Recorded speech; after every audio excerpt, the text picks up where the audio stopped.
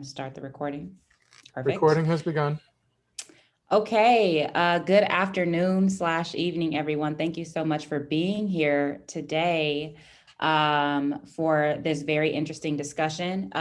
Just to make sure you're in the right place, this is the Blackness and the Politics of Race Beyond Borders panel. And we have 3 of the 4 scheduled presenters here today. So I'll read their sort of designation. And then we will go ahead and get started. Each presenter will have 15 minutes, and then we'll have 10 to 15 minutes of discussant comments. We'll give the panelists a chance to respond, and then we will open it up for Q&A. So first we have Dr. Marion Orr, who is a professor of political science and urban studies at Brown University. And the title of his presentation is The Congressional Black Caucus, Charles Diggs and the Anti-Apartheid Movement. Next, we'll have Dr. Hoda Zaki, professor of political science at Hood College, talking about my girl, Shirley Graham Du Bois. And the name of her paper is Egypt and the Political Imagination of Shirley Graham Du Bois. And we will end with Bianca Freeman, a PhD student in the Department of Political Science at the University of California, San Diego. And the title of her presentation is Racial Discrimination and Jurisdiction and Status of Forces Agreements. And then finally, we will have discussion remarks for Dr. Tony Afinye, Senior Professor of Political Science at Providence College. So let us go ahead and get started with Professor Marion Orr.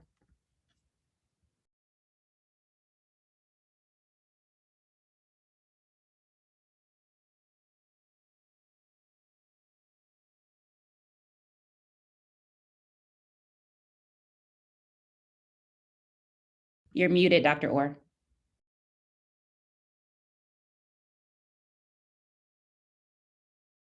Glad you said that. Thank you. I'm unmuted now, aren't I? And share screen. Can you see the shared screen? Yes, we can see it. Okay, that's good. Well, good afternoon. My presentation and paper is entitled Charles Diggs, CBC, and the Anti-Apartheid Movement. This presentation is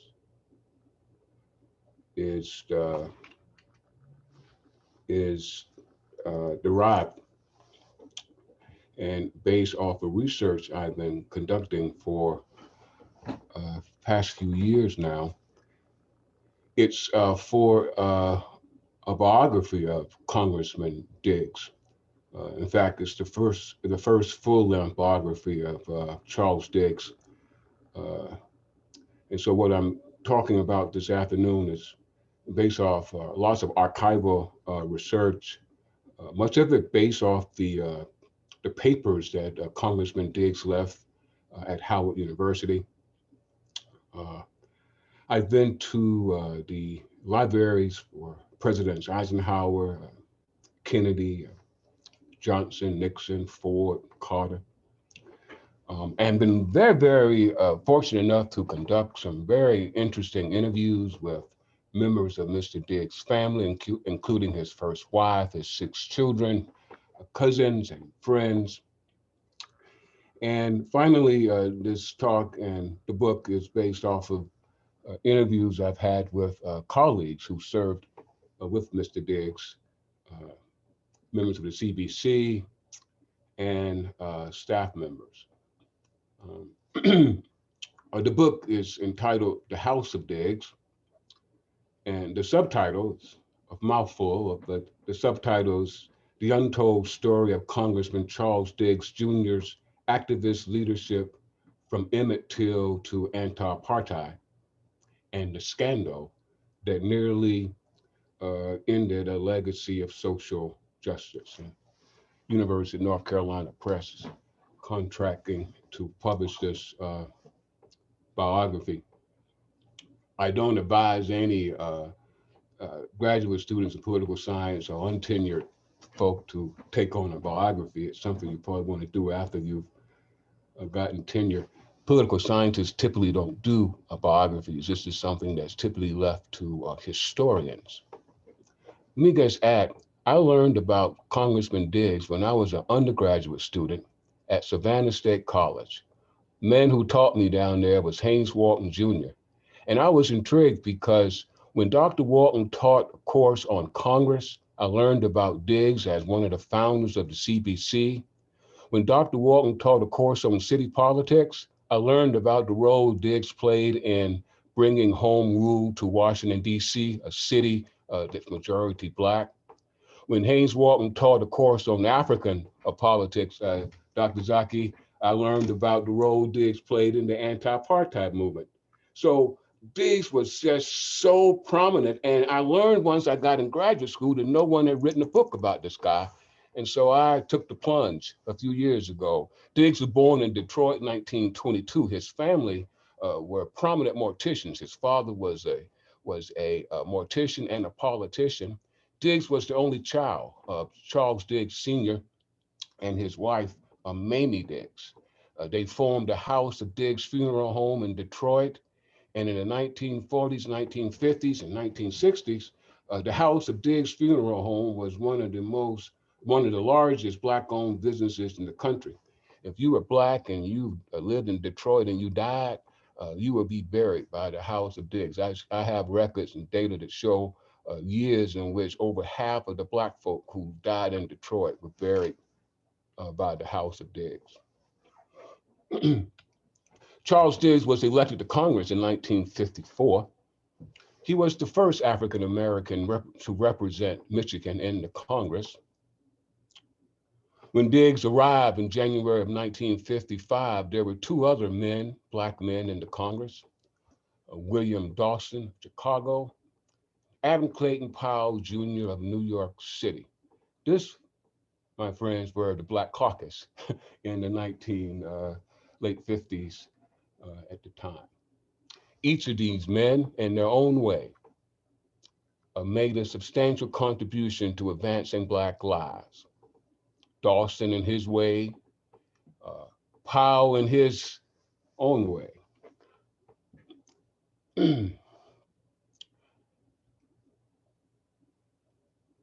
Neither of these men, when they arrived in Congress, dealt specifically with Africa. Uh, Powell nor Dawson sat on the Foreign Affairs Committee, but by the time they arrived at Congress, there was a movement toward decolonization of Africa. And Black Americans had always been concerned about the impact of colonialism in Africa. W.B. Du Bois, for example, was a prominent Pan-Africanist who wrote a lot and visited Africa. He was a strong advocate of supporting decolonization. Walter White, who was one of the executive directors of the NAACP, early on, Mr. White and the NAACP also paid attention to foreign affairs in Africa. For example, he sent Du Bois and others to San Francisco when the United Nations was formed. They were observers, so they had an interest in foreign affairs. But the bottom line is this: the NAACP and many Black-led organizations at the time were focused largely internally with the issues of civil rights here at home. And so Roy Wilkins, for example, paid little attention to issues of Africa when he succeeded Walter White um, as the executive director of the NAACP in 1955. There were some Black voices for Africa. One of the most prominent organizations at the time was the organization called the Council of African Affairs, founded in 1937. Paul Robeson was one of the major leaders of it. Robeson, in fact, was the person who brought in the money for this organization. He, as you know, was a playwright and actor and an activist. Okay? The Council of African Affairs included people like Mordecai Johnson, Ralph Bunche, E. Franklin Frazier. Du Bois was a member. William Hunton, was the executive director for many years. Channing Tobias, Charlotta Bass, Adam Clayton Powell. And these men and women were some of the early voices in the Black community supporting anti-apartheid movements like the Defiance Movement in 1952 that took place in South Africa. 1955, though, the Cold War and the whole Red Scare, and the extent to which Paul Robeson and Du Bois were linked to communism, and communists, you see, led to the dissolution of the CAA in 1955. Here's the point I want to make to you here, is that by the time Mr. Diggs come to Congress in 1955, there's really not a Black-led voice, if you will, around Africa, okay? The Black press wrote about Africa. The Pittsburgh Courier, which at the time, the Pittsburgh Courier was for much of this period always the largest Black circulating newspaper in the country. It wrote about and featured articles about Africa. So there was an interest about Africa. In 1955, you had the Bandung Conference. Did I pronounce that right, Bandung? Because I'm not an Africanist. One of the things about writing this chapter on on Africa is I'm an Americanist, and I had to learn a lot about Africa and doing this chapter in this book. This is what I'm talking about is one chapter of many in this biography of Mr. Diggs. Adam Clayton Powell attended the conference. This was the first conference of so-called third world countries, and Powell made a big splash while he was there. He made a impromptu press conference where he stood up for America when some of these so-called third world leaders began to attack our country, and so but Powell never really got into African policy. Okay, he was not one to really delve deeply into this. Independence movement began 50s in Africa, and this will transform Charles Diggs. Funny story, Adam Clayton Powell in 1956, a Democrat, endorsed Republican Dwight Eisenhower for re-election. Okay, he didn't think, Powell did not think that the Democrat candidate Adlai Stevenson was strong enough on civil rights. So in 1956, the congressman from Harlem went around the country campaigning for Eisenhower. Eisenhower won. He went to the Bandung Conference where he made a big splash. And when it was time to send an official delegation to the independence celebration in Ghana, Adam Clayton Powell wanted to go. And he pressured the Nixon White House to send him there as a part of the official delegation. Long story short, because he endorsed Eisenhower, the Republican, the Democrats in the House refused to allow him to go. Speaker Sam Rayburn said there's no way he can go. Instead, Charlie Diggs went as a part of the official delegation.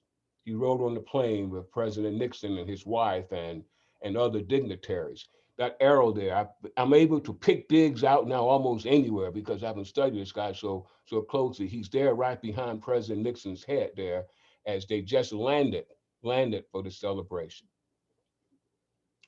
Once this young man, and Diggs was like 37 years old, 35, I'm sorry, when he goes to Africa for the first time, he is taken away by what he experienced, and he got back home to America, and he requested to be assigned to the House Foreign Affairs Committee, and he became the first African American to serve on that committee.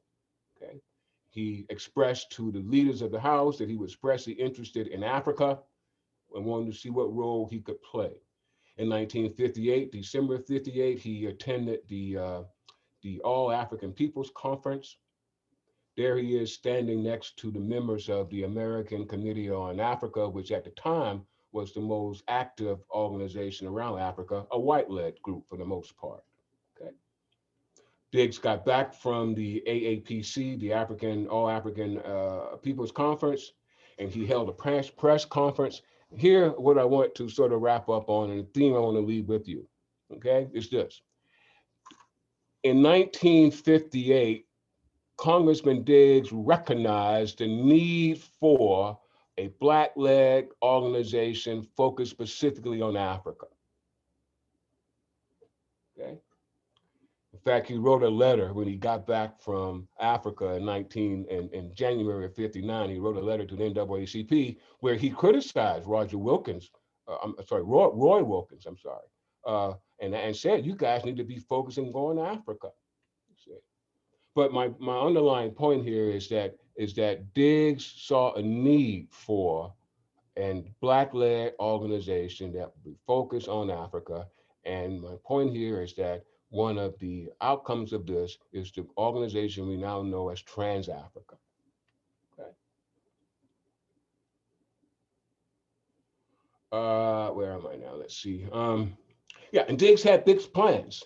So he goes to the Foreign Affairs Committee. He's on the subcommittee for Africa. And within 10 years, he's the chair of the subcommittee on Africa. And from this position as chair of the Africa subcommittee, he transformed what was a very dormant, inactive committee to a very active committee.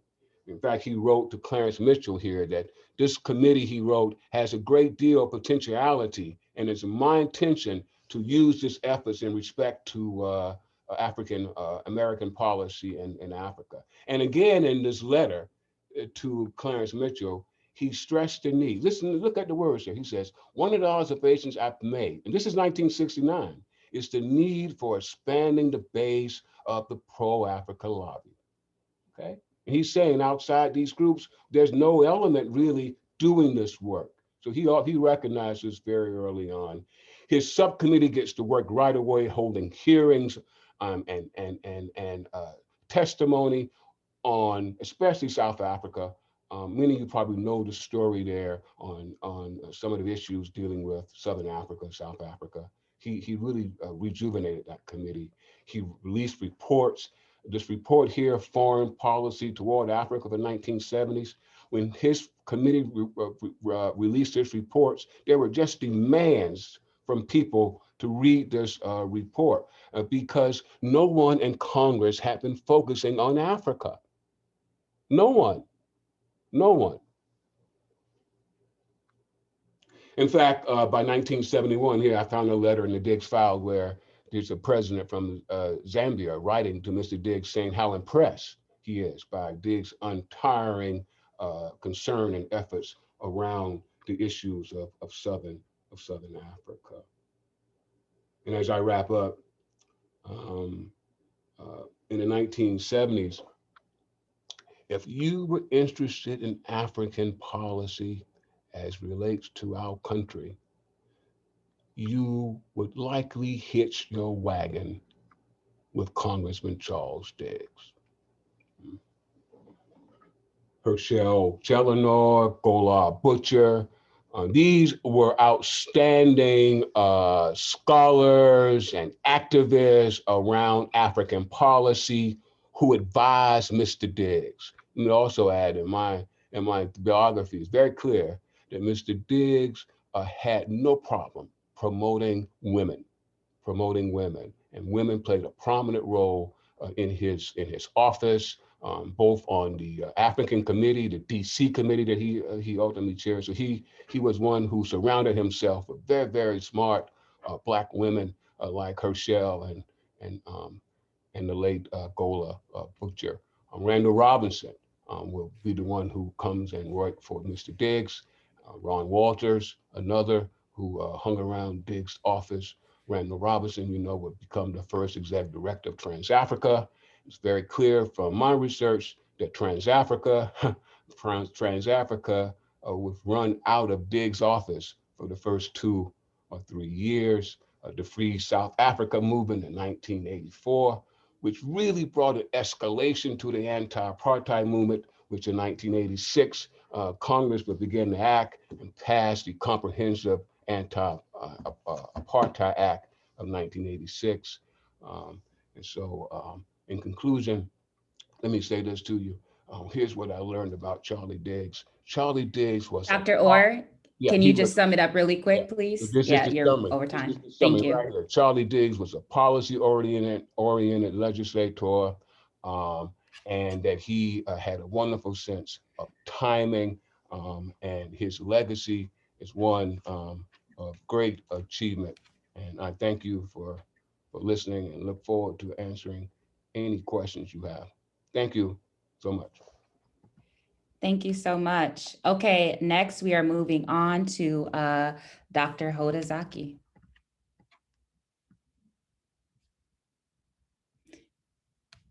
And then if you could oh, perfect, okay. Okay, yeah, thank you. So my paper is on a related topic. It's on Shirley Graham Du Bois and how she imagined Egypt. So writing about Egypt is a tradition in African-American literature where it has been imagined in different ways. For some, it was a land of slavery and exodus. For others, it was a place where African civilization flourished and influenced European history and culture. In both depictions, Egypt was an idea used as a weapon to counter racist narratives. Here I explore how Shirley Graham Du Bois imagined ancient and contemporary Egypt while living in Cairo. She herself being in exile two times, a refugee, twice exiled, first from the United States and then from Ghana. My analysis explores the ways in which the African diaspora was negotiated by a Black left radical Maoist refugee woman activist whose intersectional perspective combined class with race and gender. My research highlights the multiple meanings and functions of an imagined Egypt in Graham Du Bois's thought and illuminates the constraints imposed on her life by being in exile. I believe that in her imaginary of Egypt, Graham Du Bois developed a third way of looking at Egypt. Graham was born in 1896. She studied very quickly. I don't have time to talk about her life in detail, but she studied music and drama at Oberlin and Yale. She wrote plays. She wrote an opera called Tom Tom. And she depicted in her work racial issues such as the Haitian Revolution. In the 1940s, her literary output brought her national acclaim. She completed biographies for young adults, which was a thing that a lot of progressive Black cultural workers did at the time. And her biographies for young adults were on Paul Robeson and George Washington Carver. She later finished a biography for adults of Frederick Douglass, and she was awarded a Guggenheim Fellowship, among other awards. Her musical and literary work had a didactic slant. She wrote to counter racism, and her political work mirrored the same commitment. She joined the Communist Party in the mid-1940s. She worked to defend Du Bois when he was fired from the NAACP, and they were married in 1951. She and Du Bois married in 1951. So when Du Bois joined the Communist Party in 1961, his passport was invalidated by the McCarran Act, but that took 2 months to take effect. So in those 2 months, Du Bois contacted Nkrumah and took up Nkrumah's offer to come to Ghana to begin working on the Encyclopedia Africana. They left, and Du Bois died 2 years after he arrived to Ghana, so he never came back to the United States. In Ghana, Du Bois and Graham Du Bois enjoyed many honors accorded by President Nkrumah. When Graham Du Bois tried to renew her American passport in Ghana, it was refused. So she became a naturalized Ghanaian citizen along with Du Bois and her son, David Graham Du Bois. She had been married previously and had two sons, one of whom died very early in his life. After her husband's death, she remained in Accra. She developed a very close and supportive relationship with President Nkrumah, who appointed her to a very important position, that of the director of Ghanaian television. But her life in Ghana ended abruptly when Nkrumah was overthrown in a coup in 1966. She was devastated personally and politically. She had been a staunch ally of Nkrumah and his policies, and she saw the coup as representing a real setback to Pan-Africanism and liberation movements on the continent. At the onset of the coup, she was interrogated, she was put into custody and deported without being able to secure her papers or those of her husband's. She joined her son, David Graham Du Bois, who at that time was a journalist and working in Cairo, Egypt. In Egypt, and that's where she lived for a few years. In Egypt, Graham Du Bois maintained a steady outflow of articles, letters, and books. Ancient and modern Egypt figure prominently in her writing. And her writing on ancient Egypt is best summarized by a two-part article in the Black Scholar entitled Egypt is Africa, published both in 1970. Here, Graham Du Bois defined Egypt expansively, ignoring the national boundaries drawn by colonial powers. For her, Egypt encompassed the whole of the valley of the Nile. So it included, in her words, the Sudan, Nubia, or Ethiopia. The civilization which emerged in Egypt must be understood as rising from the entire valley of the Nile, end of quote. Graham Du Bois theorized about the racial stock of ancient Egyptians. She was aware that the very question was a product of European racism, and that it was, in her words, ridiculous and unscientific. But she answered it, she said, because we live in a world that has absorbed the lessons of Hitler. And it is important to expose the lies of the master people, in her words, by using their own terms. So she answered the question by saying the Egyptians were of mixed races coming from a variety of places. She herself relished and noted that she was often mistaken for an Egyptian. Let me just skip over here. But Graham Du Bois didn't just focus on ancient Egypt. She also contextualized contemporary Egypt in a Pan-Africanist, anti-imperialist, and anti-racist framework. For her, Egypt was a part of the African diaspora, and Cairo was where she felt at home. She describes her feelings on walking the streets of Cairo on the first day of her arrival. I'm quoting, "I found myself being greeted with smiles and nods and soft words from these perfect strangers. I might just as well have been walking along a street on the South Side, Chicago, and I felt an instant kinship with them. As I walked the streets of Cairo," she said, "I rejoiced that Egypt is Africa," end of quote. Graham Du Bois provided a sustained analysis of contemporary Egypt in her biography of independent Egypt's first president, Gamal Abdel Nasser, in a now forgotten biography, but it was the first to be published, a book-length manuscript to be published on Nasser in English. How she construed Nasser is evidence of her dual emphasis on race and class as tools for understanding third world politics and global politics. In many publications, Graham Du Bois framed her support for Palestinians on both racial and political reasons. She noted that the state of Israel discriminated against darker-skinned Jews of non-European descent, a treatment parallel to the ways African Americans were treated in the US.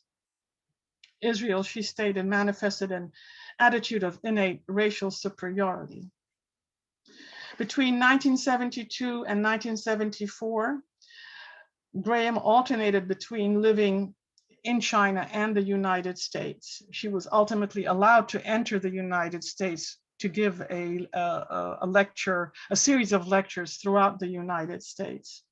She was diagnosed with breast cancer in 1975, and she sought medical treatment in China, where she died in 1977. They gave her a state funeral in China, and she is now buried by her husband's side in Ghana. So Graham Du Bois lived the last 16 years of her life in exile. She suffered the loneliness and dislocation experienced by others who existed without a state, a passport, and a home. Yet in many ways, her experiences are not typical. Her husband's stature was legendary, and she moved very easily amongst the heads of many states. She had access to many heads of states in Africa and Asia, especially China. However, her experiences as an exile were not entirely unique either, and she was not immune to the pressures exerted on others living as expatriates. She was sometimes a target of governments who deemed her to be a threat. She had to temper her criticism of her host governments and watch out for informants. Arbitrary decisions by governments circumscribed her travel and ability to earn a living. The FBI in the United States had opened a file on Graham Du Bois in 1950, and later collaborated with the US State Department in monitoring her activities and restricting her freedom of movement. The personal cost of exile can be understood from her correspondence, her private correspondence with Kwame Nkrumah, where she worried about a lack of income, her health, her family's health, her being a target of governments, and not having travel documents. Her anxiety about travel documents began to be expressed early. This is in her private correspondence to Nkrumah. Began to be expressed early in September of 1966, where she confides to Nkrumah that her passport is about to expire the next month. She was traveling at that time under a Ghanaian passport. And the embassy in Cairo had insisted that the passport had to expire first before they could renew it. Quote, "This is a real blow to my security here because under the war conditions which now prevail, it is dangerous to be without any passport," she says. Nkrumah's response made no mention of her passport problems, and he wondered why she sounded so dispirited. She responded to him almost immediately. "I must tell you," she says, "I do not yet have my passport." By July of 1970, matters had reached a critical state. She does not mince her words with Nkrumah.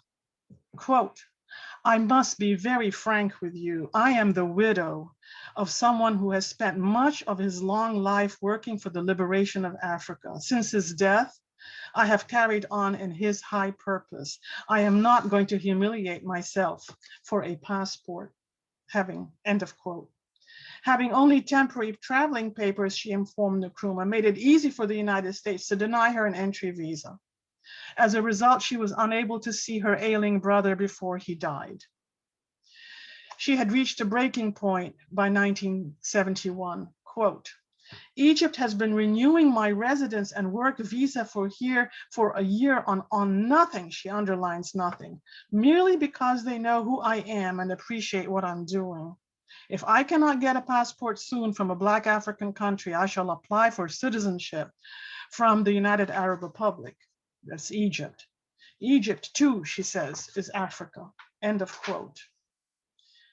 In this letter, "Egypt too is Africa" has a different resonance to her identical statement in her public writing. In her personal correspondence, she viewed Egypt as a sanctuary and with gratitude, a place where she could be safe, even though as she made clear, she would prefer to carry a passport from another African country. She had no qualms, however, in becoming a citizen of Egypt. In her published work, Egypt is an African civilization and an integral part of the African continent and its struggles. The two depictions of Egypt are not contradictory and demonstrate the overlap between the personal and political, as Egypt is an imagined space and thus had multiple functions for Graham Du Bois. In conclusion, Graham Du Bois drew an imaginary circle of community of Africa and its descendants linked in a common struggle. She built bridges of communication for African Americans in the United States to the rest of the world, while educating the world about the conditions of African Americans. The circle was enlarged by her to include oppressed peoples beyond the African diaspora. She had specific solutions for African progress and threw her weight behind achieving them. Her portraits of Nasser and Egypt, which I was unable to go into some depth, while idealized in many ways, can be understood as a form of linkage politics, informing readers and linking them to global struggles of national liberation and human dignity around the world. Taken as a whole, Graham Du Bois's articles, biographies, novels, opera, and young adult fiction serve to enlarge racial categories, insist on a continental unity, promote a global racial solidarity, and fight racist depictions of Africans and their descendants. Her Egypt was not a utopia of the past, but one designed to provoke action to bring about a more just world in the future. Thank you. Perfect. Thank you so much. Finally, we have Bianca Freeman presenting on racial discrimination in jurisdiction and status of forces agreements.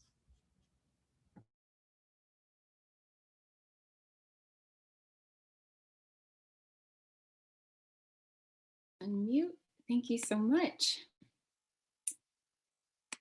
Okay, so at the 2020 Republican National Convention, former President Donald Trump lauded the success of his administration in redressing the mistreatment of Americans imprisoned abroad, declaring that he was, quote, very pleased to let everyone know that we brought back over 50 hostages from 22 different countries, end quote.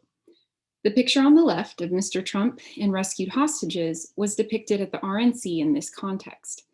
This No American Left Behind campaign, along with the assertion that America treats all of its citizens equal regardless of race, were common themes throughout the convention, though both in stark contrast to the ongoing detention of US soldiers and military contractors by foreign governments in far-off prisons. At the time of Trump's remarks, 28 American contractors, 25 of them Black and none of them white, had been held in Kuwaiti custody over the last 5 years. Despite a norm of responsibility to the welfare of all citizens imprisoned abroad, an obligation the Trump administration would regularly exceed, the United States had overlooked the 28 contractors.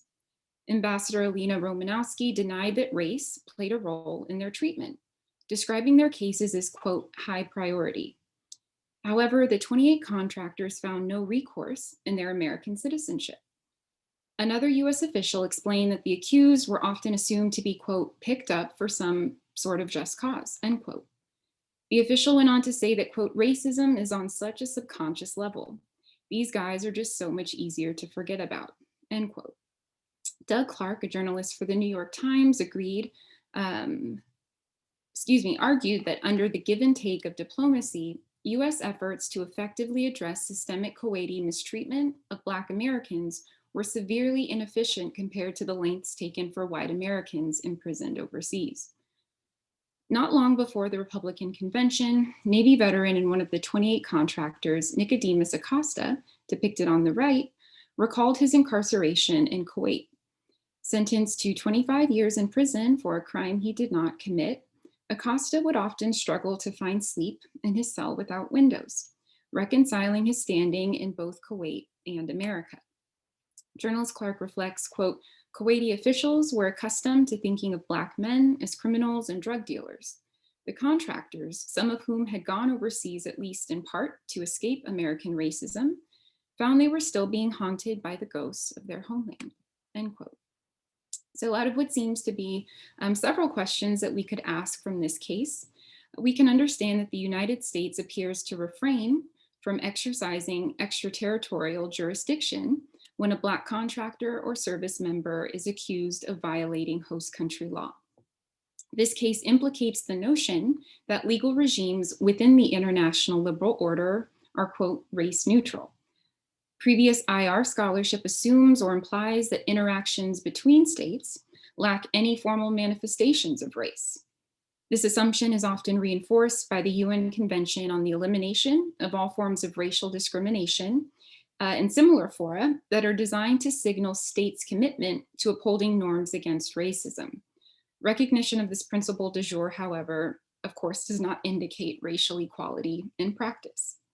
Thus, this project and my work more broadly examines the role of race and racial hierarchy in international politics by exploring its strategic influence on the application and enforcement of international law.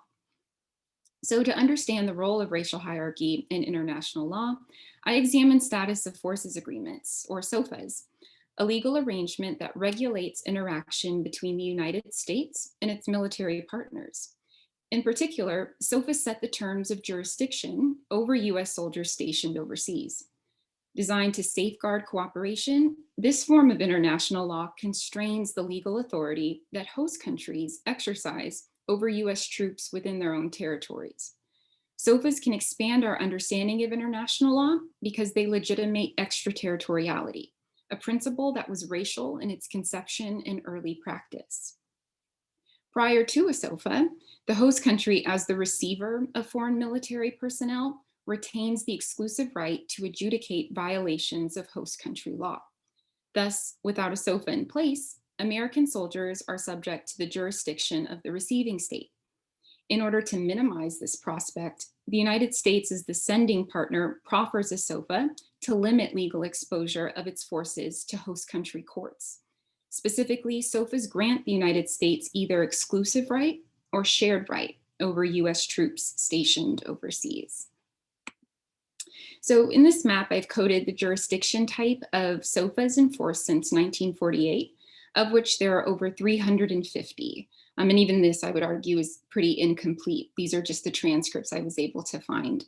So one can make the case that SOFAs as a form of international interagreement are quite ubiquitous.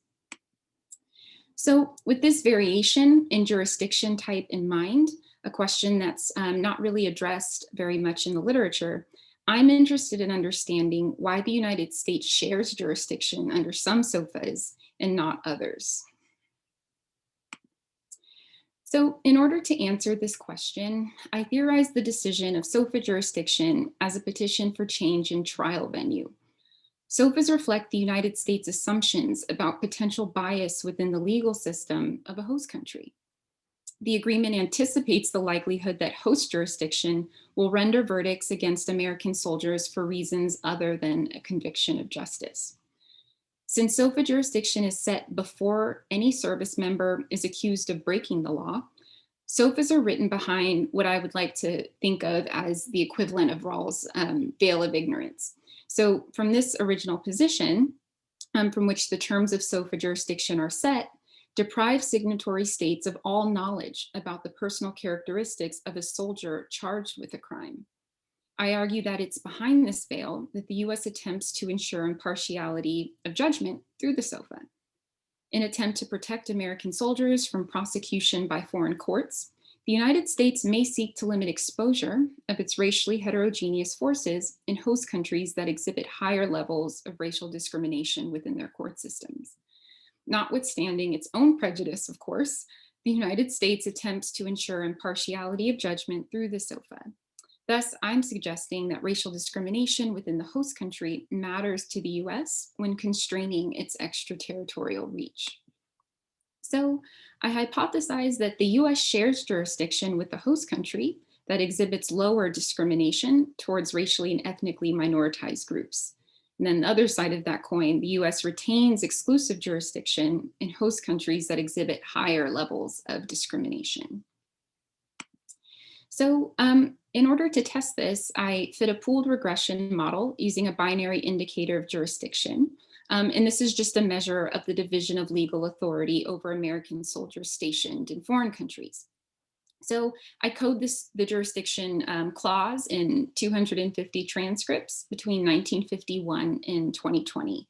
And so I record it as a 1 if jurisdiction is shared between the US and the host country, and then a 0 if the US retains the primary right to adjudicate violations of host country law. So next, I employ 3 proxies for the independent variable, which is racial discrimination, to establish a level of convergent validity. First, I draw on data from the World Values Survey, which has a measure for racial prejudice. Next, I include an indicator for ethnic, civil liberty, and equality from VDEM, and then a measure for candidate restriction by race and ethnicity. These certainly aren't perfect, and they're not racial discrimination, but given the data available, I try my best to proxy and try to get at this underlying construct of racial discrimination. Importantly, I use country scores for each proxy to create a relative measure as specified by my theory, which codes the independent variable, racial discrimination, as a 1 if it's higher than the US in the host country, and then as a 0 if it's lower, if racial discrimination is lower than that that's present in the US. Lastly, I control for plausible explanations. Of course, the legal system type of the country is going to be the big kind of obvious explanation that could impact jurisdiction, and then a host of other variables that I attempt to account for. So as the results indicate, forms of discrimination within the host country do matter for the decision of jurisdiction made by the United States. So in model 1, which is this first column here, with racial prejudice as the independent variable, it is in the expected direction. So when racial prejudice is high or higher than that of the US, then the US is likely to keep jurisdiction. However, it's not significant. I suspect that this is the case because racial prejudice is, of course, very complex, even more so when one tries to aggregate up to the country level. And then in addition, it's not likely that we're always able to observe racial prejudice either behaviorally or as it is imbued in institutions and structures of the host country. Moving on to models 2 and 3, however, these do show that an increase in levels of ethnic inequality or an increase in racist laws in general makes the US significantly less likely to share its jurisdiction with the host country. So my goal with this paper was to demonstrate that the extraterritorial application of American law is certainly not race neutral, but is shaped by discrimination based on race or ethnicity or other similar constructs that are each important and defined in their own right. Here I focus on race and ethnicity. And this work, I hope, begins to build on an incredibly important critical traditions that already exist when we discuss race and racism in international relations. And I hope that it also contributes to the growing body of positive theories that seek to shift the debate from if race matters in IR to when and exactly how it matters in our international politics. Thank you.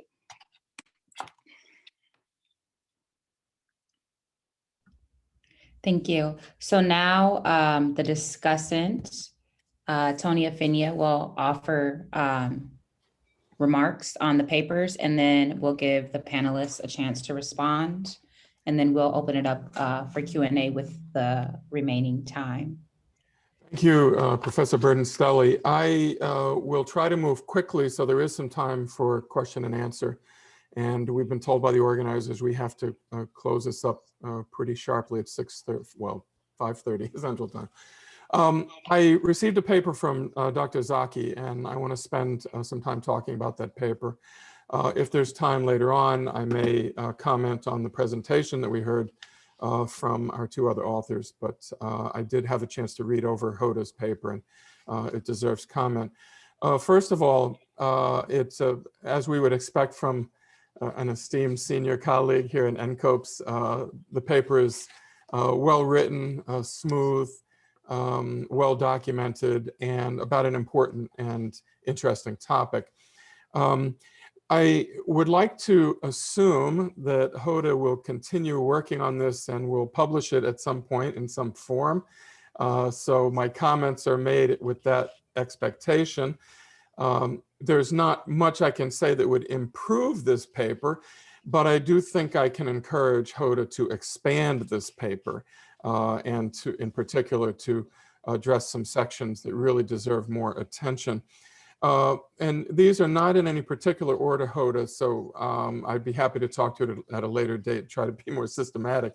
But one thing that I thought would be very helpful would be in a couple of places for you to include a précis of some key works from Graham Du Bois. In particular, some of her work, such as the biography of Robeson, that had political impact and brought the weight of the government down on her. It would be nice to have a paragraph or two summarizing what she said about Robeson and her approach to Robeson's biography that drew that kind of consternation and condemnation. Secondly, there are a number of people missing from the paper, and I don't know if that's because Graham Du Bois never met them or had a relationship with them, but where is Edward Said? Where is Frantz Fanon, Nelson Mandela, Julius Nyerere, Leopold Senghor, and so on? She was a contemporary in time and space with some of these key figures of negritude, Pan-Africanism, African decolonization. And I think it appears your paper quite rightly focused on her strongest relationships with Nkrumah and Nasser, less attention to her relationships in China. That was kind of a black box in the later years. But I would certainly like to know if she had correspondence with some of these other characters, particularly Said and Fanon, who spoke directly to some of the questions of decolonization and imperialism that were so important to Graham Du Bois. In a similar vein, John Henrik Clarke, John Jackson, others of her era. I believe Jackson's book on Africa was published the same year as her two pieces on Egypt and Africa. What was her intellectual or personal relationship with these folks? Now, the reason I bring this up is not because I want you to spend the next 10 years of your life chasing down letters, but because the focus of your paper on how she imagined Egypt, how she viewed Egypt in the context of the African world and the African diaspora, I think leads me to wonder, what did Fanon say about Egypt? We know Said spent time in Egypt. I believe he was in Beirut at the time of the Six-Day War when she was in transit between Ghana and Cairo. They must have spoken about the same questions, and they must have both had commentary about Nasser, for instance. So I'm curious about these other intellectual figures of that era and her relationship, and again, intellectual or personal, with any of them. Most biographies, certainly of someone like Graham Du Bois, who moved around and had several visibly distinct eras in her life. She had her period in the US, she had her period of exile in Ghana, she had her time in Cairo, then she had her time in China. She had two primary personal relationships with her first husband and then with W.E.B. Are there distinct transitions in her life that might also be reflected in the way she envisioned and the way she spoke about Egypt? I don't know much about W.E.B.'s views on Egypt. Was she in any way influenced by those? Is there correspondence or other information that would tell us about that? And in particular, I was curious reading it in your writing, and this may be perfectly accurate, she seemed like the same person throughout. It did not read as though her personality or her worldview changed dramatically, even though she was going through these dramatic transitions in her physical, in her space, and in her personal life. Was she that kind of personality who remained steady and consistent throughout her life, or was she buffeted by these transitions that she was forced to make? And if so, how did that buffeting affect her views on this central question you're raising of the role of Egypt? And I should say, have you written a lot about Egypt, Hoda? This must have been fun for you. Yes, it was fun. It was very fun. So it was very fun. I would like to see more of that as well. I think Hoda Zaki belongs in this paper a little bit more than she appears. And I don't say this from some kind of crude, authenticity argument. That's not my point. But the fact that you have experiences as an African descent woman from Egypt living in America in an like, that should be part of the story as well, I think. So I encourage you at the beginning or at the end, introduce the reader to yourself as well. The final point I'll make is that I think the key question of how Graham Du Bois viewed Egypt in her conceptualization of the Black world or the African world deserves more specific written attention, in the sense that more quotations from her various works, maybe longer quotations from the two-part Egypt and Africa from the Black scholar. But it would help, I think, your story if her words specifically about Egypt, you quoted her in several places on other topics, but especially on King Tutankhamun, her comments were quite moving about the young Black king who died too young. That was moving. What else did she say? How else could you use her own words to paint this picture of how Egypt played a very special role in her conceptualization of the Black world and the Black diaspora?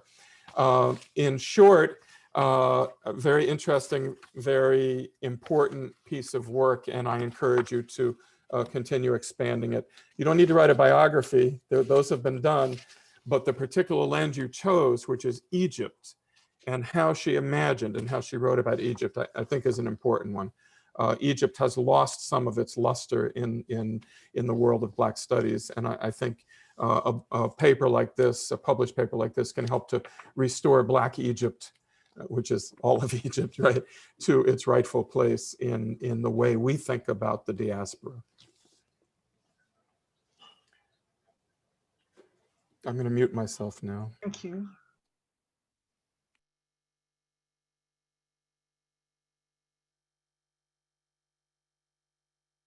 Well, let me just quickly respond by thanking Tony for his close reading of my paper and for your encouragement. This has been a work of many years, and COVID has not allowed me to go back to the archives and look at her papers, which are scattered in a couple of different places. But thank you for that. I thought, in fact, that I was probably quoting her too much. So I'm glad that you think there was space for me to continue on and add some more of her words to this. I don't know about her relationship. I haven't come across anything with regard to Said. Said grew up in Egypt. He went to school there. He didn't like Egypt much. He didn't like his school much. I don't know about Fanon. She did meet Stokely. She did meet Malcolm X in Ghana. She was very taken by Malcolm X. But so she did come, and she knew Nairi because she spent some time in Tanzania. Yeah, but again, it's not a biography, and I'm trying to narrow it down because her life is so expansive, yeah. But thank you, Tony. I've taken notes. I'll be back in touch, yeah.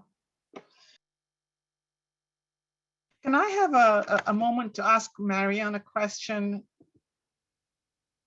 Do we have time for a question for Marion, Dr. Orr?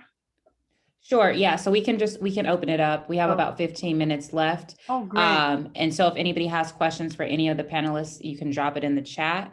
I just always preface Q&A by saying, this is Q&A, not UNA. So please keep your questions or comments succinct so we can share the intellectual space. But please go ahead, Dr. Zaki. Marion, I just thought your paper was so interesting, and thank you for this research on Congressman Diggs. So I have a comment and a question, So you've heard the joke, I'm sure, of when Nixon was in Ghana attending the celebrations of Ghana's independence, and he turns around to a Black person, a Black man next to him, and he says, well, how does it feel to be free?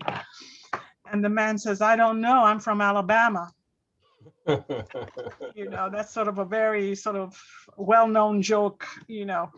But my question has to do, when did Trans-Africa die? What happened and when did it happen to Trans-Africa? Could you tell us a little bit about the fact that it doesn't? About Trans-Africa's death? Yes, I mean, does it continue to exist in a different form, or? Good question. I have no idea. I don't know. That's not a part of what I've been writing about, Dr. Zaki, so I can't answer that. I could tell you about the formation and the part and the role that Charlie Diggs played in it, and the extent to which he, you know, brought Randall Robinson and what have you. But I have not kept up with Trans-Africa in its current formation. Well, is it something where it's not, I haven't heard much about it. I know once it did the South Africa stuff, and once Mandela and, you know, apartheid ended, I do know that Randall Robinson began to look more issues of Haiti and the Caribbean and the like. That's one of the things that it sort of it shifted its focus, my understanding, a bit from Africa to other issues. For example, Randall Robinson did a big thing on Haiti. I think he went on a hunger strike, what have you. So I think their focus sort of went somewhere else after apartheid fell.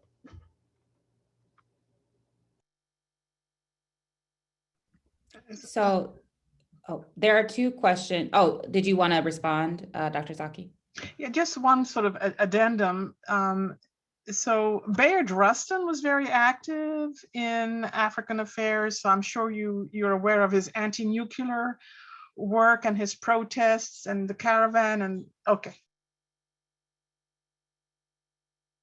So there are actually two questions in the chat, both I believe that are for Bianca. So did you want to sort of address those together? Sure, thank you. I was just typing frivolously. So thank you. I see Robin Turner's question. Thank you. So I chose the Kuwaiti case at the beginning because for me personally, I thought it animated in a really kind of vivid, compelling way that there's something about this interaction between the US decision makers and the Kuwaiti decision makers that in some way, shape, or form is shaped by race on an individual level. So the anecdote at the beginning with the contractors, the Black contractors that were kind of left overseas. And then for the specific case of the status of forces agreement, how the context of the host country and questions of race and racial discrimination can also animate and shape these decisions at the kind of transnational or interstate level. And so in terms of the data for SOFAs, I'm not aware of any SOFAs that actually, I'd have to go back and look with the Kuwaiti case. But that is a really great question. I think in future work, when I do look at race on the individual level, then Kuwait may come back into play for me. And then I see John. Just give me a moment to read. Yes, so thank you. That is definitely a key motivation for this project and trying to think more deeply about race and kind of the theories and the derivable hypothesis and tests that could result. So SOFAs are renegotiated, absolutely. And so the data kind of looks like it's in panel form. And so with some states, the US will renegotiate SOFAs many times for reasons including there are new operations or a SOFA needs to be revised. So there's a host of reasons. But yes, the US maintains SOFAs, many SOFAs with certain countries. Do you count them anew every time it's renegotiated? Yes, so in my data, the transcripts were separate and apart from previous SOFA. So I'll count that as a new standalone agreement. Then does your data allow for estimating effects on changes in SOFAs over time? Oh, so I attempted to construct a panel data set, but it's incredibly unbalanced. So the US has like one SOFA with one country, and then it may maintain 15 different sofas with Germany, for example. But it would be very interesting to try to understand the changes over time, certainly with sofas where I have multiple observations for the country dyad.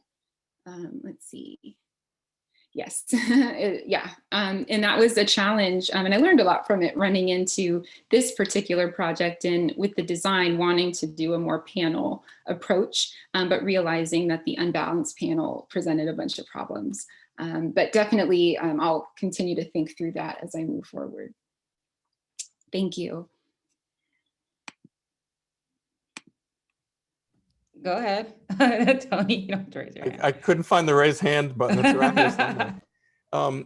Bianca, I'm wondering about the racial dynamic between the US and the host country.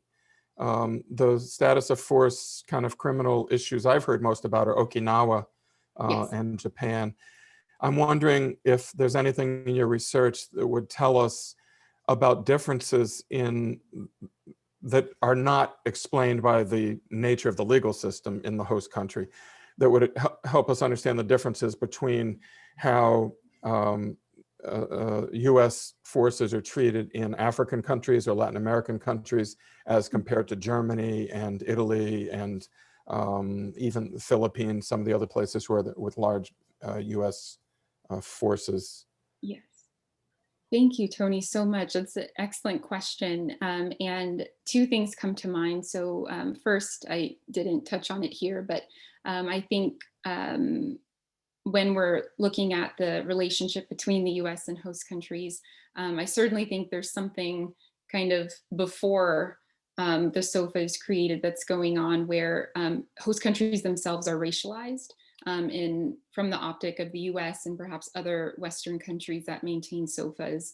And so that's certainly outside of my theory and what I'm able to kind of predict and test. But I do absolutely believe that the US is going to treat and extend certain privileges and certain types of agreements to its Western counterparts or racialized countries.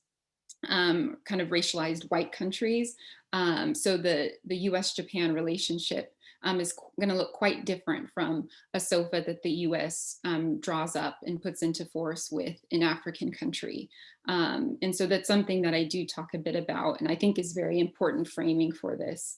And in terms of how the actual kind of individual or even cohort effect of certain races of soldiers, how that plays out in different host countries, I think is very important and something as a next step, I would love to do very kind of close case studies of the SOFA between the US and Japan, or the US and South Korea is another very famous case where race does come into play in very explicit ways in some of the discourse about that case. And it's really fascinating because clearly, whether we're looking at race at the individual level or racial hierarchy, white supremacy at various levels between countries and actors. There's so many ways to kind of poke and prod and get at this very real issue that race does matter when we're looking at agreements that are made between countries.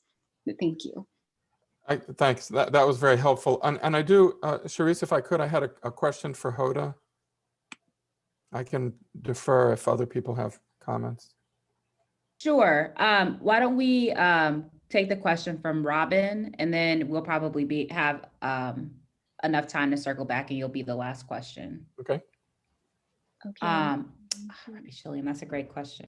Oh, thank you. So I wish I had more time. I tried to mention in brief at the very end that this kind of shift or turn, which is unfortunately still so early on in positive theory on race and IR, is certainly on the shoulders of giants and scholars like Robbie Shilliam, Errol Henderson, who had to step out, and so many other scholars, IR scholars, Black scholars that have long theorized and critiqued racism and white supremacy and international relations.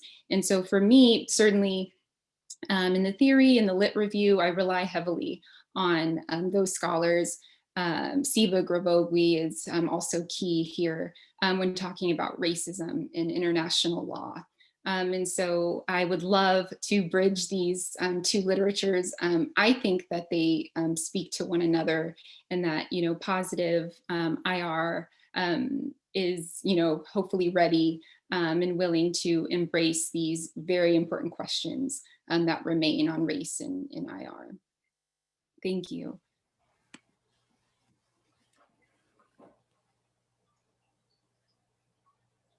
Okay, so Tony, Tony, you have a question? I'll be quick, and Another- then I see John's taking another bite at the apple here. Yeah, from Marion. Hoda, I know it's unfair to apply contemporary framing to a historical figure, but I'm wondering if there might not be a place in your paper for some discussion of the scholarship about the Nile Valley, especially the Upper Nile, historically. What we now know about Nubia and Ethiopia in the long sweep of Egyptian history that Graham Du Bois and Clark and the rest of them did not know in 1970. Is there a place for that? Or do you think that would be unfair, kind of retrospective, application of new knowledge? Would it help the reader? Never mind her. What about the reader? Would it help the reader for you to validate some of her arguments about Egypt with some of that new knowledge? What I was thinking about doing was to put Shirley Graham Du Bois in conversation with the Afrocentricity school of thought. And within that, there's a school of thought which focused on Egypt, right? And it's not quite the same thing as the larger group of Afrocentricity people, but there is a subset of Egyptocentrics. And so I thought it would be good to bring her into conversation with those, but you raise an interesting question, because there is more information now about Nubia and the civilizations that Nubia grew and its impact on so really all of North Africa. So that might be something that I would definitely look into. Thank you, Tony. Yeah. Thank you. Yeah. Dr. Orr, you're going to have the last word. You got 3 minutes to respond to the question in the chat from John. You're muted. What is the question? I have no idea. Okay, I'm happy to read it. It says Congressman Diggs was censured by Congress in 1980, and how did it affect his involvement? Yeah. The anti-apartheid movement. Yeah, he had to exit the anti-apartheid movement. Yeah, you're right. He was censored, and he went to jail, went to federal prison for 7 months. And for the most part, he stayed sort of low key. And a big reason why I'm doing this book, you see, is that what happened to Diggs with his censure and then going to prison. You do something like that in your career, that's what everybody remember you for doing, you see. Yeah, but you're right, he did, that what happened to him. They pushed him aside because, other folk were now, in Congress. Dellums, for example, was the member of Congress who put the anti-apartheid bill through the House, on the House side, you see, so, yeah. But anyway, my book would be the first book to bring all of Diggs' work together, and he did so much. I'll end with this. There have been like 10,414 members of Congress on the House side in history. Okay, 10,400 and so members of Congress. There are very few who really have left a sort of legacy and impact that I know of, like Mr. Diggs. Anyway, that's a really good question. Yeah, stay tuned. Charisse? Yeah, we are right at time. So that was Fortunately, there is no panel scheduled for this Zoom block right now, but I do want to remind everybody about the business meeting in 30 minutes. Most of you have attended NCOBPS business meetings in the past. This will be the first virtual one, I believe. So I just want to encourage everyone to to grab a quick dinner wherever you are and join us at that meeting. I thank you all for being here and for engaging, and we'll see you in the next one. Thank you, Madam Chairwoman. Thank you. Thanks, everybody. I'm going to end the meeting now.